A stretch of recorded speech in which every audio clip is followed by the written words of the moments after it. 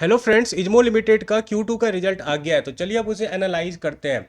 तो ये रहा लास्ट ईयर Q2, ये रहा Q1 और ये रहा आपको इस ईयर का Q2 का नंबर।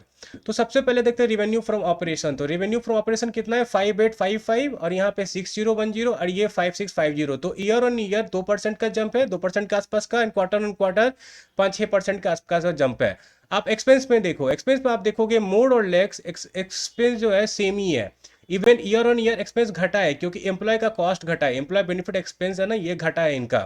तो आप देखोगे कि ये जो है ना इनका एक्सपेंस सेम रह रहा है। तो जब फ्यूचर में इनका, आप अगर एक चीज समझो, अगर रेवेन्यू बढ़ेगा तो पैट लाइन पे कितना बड़ा इंपैक्ट आने वाला है, जो कि मैनेजमेंट का बोलना था। Bottom line is going to improve और हमारा इबिटा मार्जिन 35 to 40% जाने वाला है।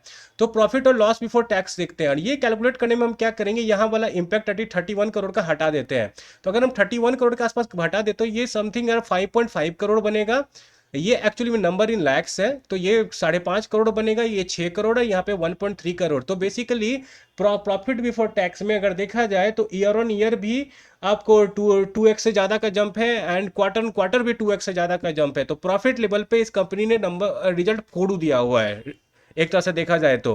और ये रहा पैट प्रॉफिट आफ्टर टैक्स, तो सेम स्टोरी इधर भी है। तो बेसिकली कहने का मतलब क्या है कि कंपनी का रेवेन्यू में आपको उधर जंप नहीं दिखेगा, 2% year on year and 5-6% quarter on quarter, पर पैट टेबल पे कंपनी का पैट आई थिंक अगर अदर इनकम को एक्सक्लूड कर दे तो 3x हुआ है, सॉरी 2.5x हुआ है, एंड क्वार्टर ऑन क्वार्टर ये लगभग 2 गुना हो चुका है। तो इस हिसाब से नंबर अच्छा है, लेकिन मैं अभी भी बोलूंगा we need to wait for what, we need to wait for PPT.